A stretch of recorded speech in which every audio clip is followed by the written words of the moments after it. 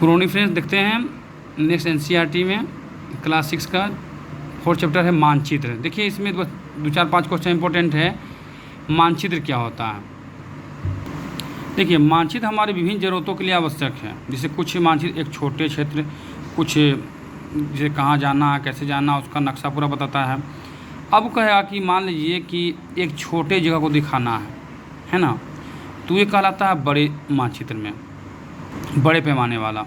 अब पूरे वर्ल्ड को दिखाना है तो वो छोटे माने पैमाना वाला दर्शाता है। जैसे मान लीजिए पूरे वर्ल्ड को दर्शाना तो वही A4 साइज में पन्ना में, तो वर्ल्ड को भी उसी में दर्शा दिए, बिहार का नक्शा उसी में दर्शा दिए, गांव का नक्शा उसी में दर्शा दिए। तो जो जितना छोटा क्षेत्र का नक्शा बनाएंगे वो बड़े पैमाने वाला कहलाएगा, और वर्ल्ड को दर्शाना है तो वो छोटे पैमाने वाला मानचित्र कहलाता है। इसी में आता है भौतिक मानचित्र। देखिए भौतिक में क्या होता है? भौतिक मतलब यानी कि पर्वत, पठार, मैदान, नदी, महासागर को जो दर्शाता हो वो भौतिक मानचित्र कहलाता है। उसी को उच्चावच भी कहते हैं। जो पर्वत, पठार, मैदान, नदी, महासागर को दर्शाए क्या कहलाएगा? भौतिक मानचित्र। कोई राजनीति में क्या होगा? राजनीति क्या होता है? जो गांव को दर्शाए, राज्य को, नगर को, शहर को और देश के विभिन्न राज्यों और सीमाओं को दर्शाने वाले जो मानचित्र होते हैं वो राजनीतिक मानचित्र कहलाते हैं। इसमें क्वेश्चन घुमाता है जो राज्य, नगर, शहर, गांव, विश्व के विभिन्न देशों, राज्यों उनकी सीमाओं को दर्शाने वाले जो होते हैं वो राजनीतिक मानचित्र कहलाते हैं। और भौतिक में क्या है? पर्वत, पठार, मैदान, नदी, महासागर ये जो दर्शाता है वो भौतिक या उच्चावच मानचित्र कहलाता है। फिर से एक बार देखिए, ये इससे पहले जो बता रहे थे बड़े पैमाने वाला, इसे अगर मान लीजिए पूरे वर्ल्ड के नक्शा को दर्शाना है तो किस में आएगा? बड़े, ये छोटे पैमाने वाला। अगर छोटा क्षेत्र को दर्शाना है तो वो बड़े पैमाने वाला। अगर भारत के मुकाबले बिहार के राज्य को दर्शाना है तो बिहार हो गया बड़े पैमाने वाला, भारत हो गया छोटे पैमाने। वही कहेगा कि भारत और विश्व के मानचित्र दर्शाना है तो विश्व हो गया छोटे पैमाने और भारत हो गया बड़े पैमाने।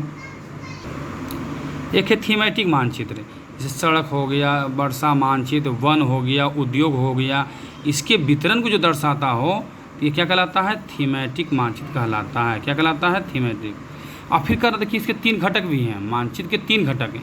कितने घटक? दूरी, दिशा, प्रतीक। दूरी, दिशा और प्रतीक रहता है ना, कितना दूरी पर है, दिशा किधर है, और प्रतीक जो चिन्ह रहता है, जैसे होता है ना कुआं का क्या चिन्ह है, पुल का क्या चिन्ह है, वो तो कितने घटक इसके हैं? मुख्य रूप से मानचित्र के 3 घटक, दूरी, दिशा और प्रतीक। जैसे देखिए उदाहरण के लिए आपके विद्यालय और आपके घर के बीच की दूरी कितना है? 10 किलोमीटर। तो मानचित्र पे 10 किलोमीटर नहीं लिखिएगा, उसे मानचित्र 2 सेंटीमीटर हम दर्शा सकते हैं। कितना दर्शाएंगे? 2 सेंटीमीटर, सेंटीमीटर में। इसका अभिप्राय है कि 1 सेंटीमीटर बराबर कितना हो गया? 5 किलोमीटर। 2 सेंटीमीटर बराबर कितना हो गया? 10 किलोमीटर। ये छोटा दर्शाएंगे ना। वहीं अगर जब बड़े क्षेत्रफल वाले, जब देखिए यहाँ बड़े क्षेत्रफल वाले भागों को, जैसे महाद्वीप को या देशों को कागज़ पर दिखाइएगा, तब हम लोग क्या करेंगे? छोटे पैमाने का उपयोग करते हैं ना। अगर माने जितना बड़ा क्षेत्र को दर्शाएंगे उसको किस में आएगा? छोटे पैमाने, क्योंकि एक ही पन्ना पर सब दर्शाना है। और छोटा क्षेत्र को मान लें अपना गांव है तो उसको दर्शा रहे हैं उसी पन्ना पे, तो क्या हो गया? वो बड़ा पैमाना हो गया।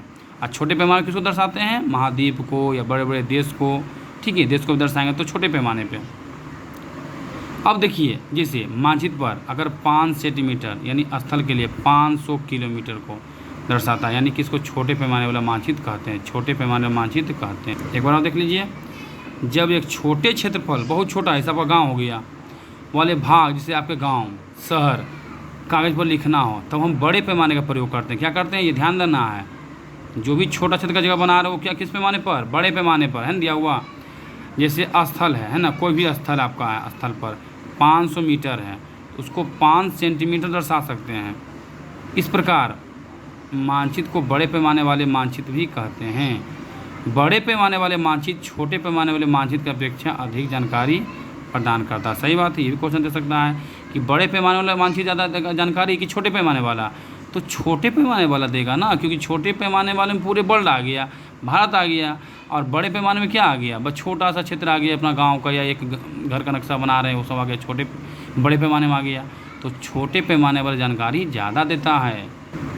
देखिए दिशा, दिशा जानते हैं आपकी दिशा कितने? 4 मुख होते हैं ऐसे पूरा। कुल दिशाओं की संख्या कितनी है? कुल दिशाओं की संख्या 10 है।